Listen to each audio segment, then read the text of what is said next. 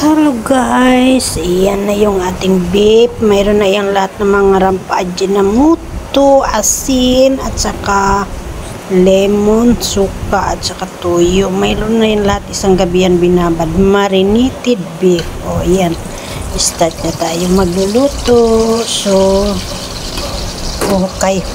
Ayan na, babaliktad-baliktad. Patuwarin na natin yung mga ahos at saka sibulya natin yan hanggang magiging brown. At saka bago natin ibuhos ang ating beef stick.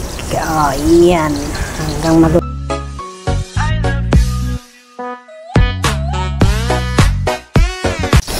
20 minutes yun. Pasensya na kayo sa aking kawali dahil ganyan yan pag palaging ginagamit. Hindi lang akong gumagamit yan. Ang kasama ko rin sa kabilang kwarto gumagamit din yan sa kawali ko, kaya ganyan na yung hangit sora yung kawali ko. Yan, binubuhos na at slow fire tayo dyan. Slow fire para palambutin natin yung karne. At saka yung pagpalambot ng karne, lalagyan nyo ng Coca-Cola para malambot. Kasi yung pag-slice ko dyan sa sa beef na yan ay hindi ko hindi yun dinikdik ang kailangan dikdikin. Kaso wala, ganyan. Ay, hindi pwedeng maingay dito, kaya yan, in-slice lang ng konti at na para panlambot ng nipis-nipis yun. Tapos yun, minamarinate ko yan, hihintay 19 after 20 minutes o hanggang para magtuyo-tuyo na siya at saka lumabas na yung oil niya. Yun, tapos titingnan natin kung na siya, malambot na yung karne. At saka titikman natin yun. Kailangan mayroon tayong paminta na ilalagay at saka yung mga sangkap na para pang bulak-bulak niya. So ito muna. Habang maghihintay tayo sa pagluluto nating beef stick ay magkwentuhan muna tayo. Ay, yun pala guys, yung aking pusa nawawala. Nag-alala ako sa pusa ko nawawala dahil umuwi ako kaninang tanghali. Hindi pa bumalik yung pusa ko. Naku, yun lang ang kasama ko sa bahay ko. Yun lang ang partner ko sa bahay. Nawawala pa siya. Bahala na mawala yung boyfriend ko, wag lang yung pusa kong alaga. Naku, wala na akong mapag-usap-usap, wala na akong aawayin. Naku, hindi pa bumalik yung pusa ko. Iwan ko kaya ngayon mamayang hapon pag uwi ko galing dito sa trabaho, kung ba yun, nandoon na ba yun. Pag wala na yun, ako miyak na naman ako dyan dahil nawawala yung pusa ko. Nawawala si Oyen kasi ang taba-taba yun ni Oyen, tapos nawawala. Iniintresan nila. Naku, sayang naman. Habang naghihintay tayo sa 20 minutes to 15 minutes ba yan maluluto.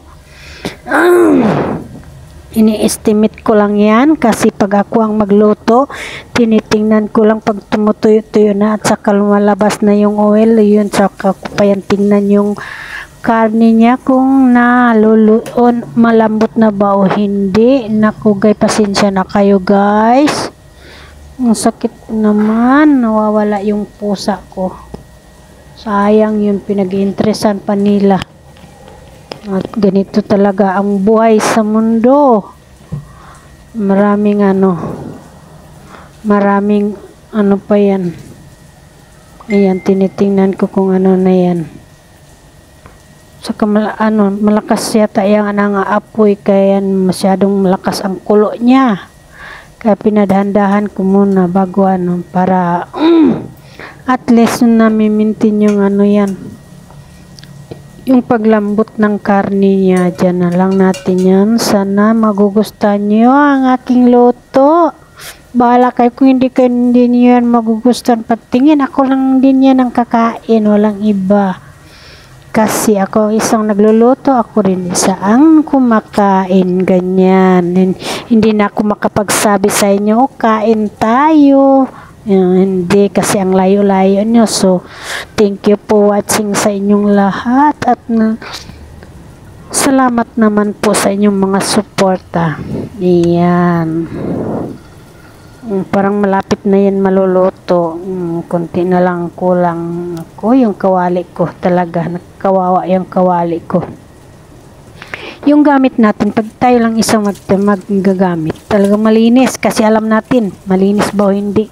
Pag marami ang nagmagamit, tapos hindi marunong maglinis, at nagpabaya lang sila dahil hindi naman sa kanilang gamit, naku, ganyan talaga ang mangyari. Pag tayo na naman, naku, grabe.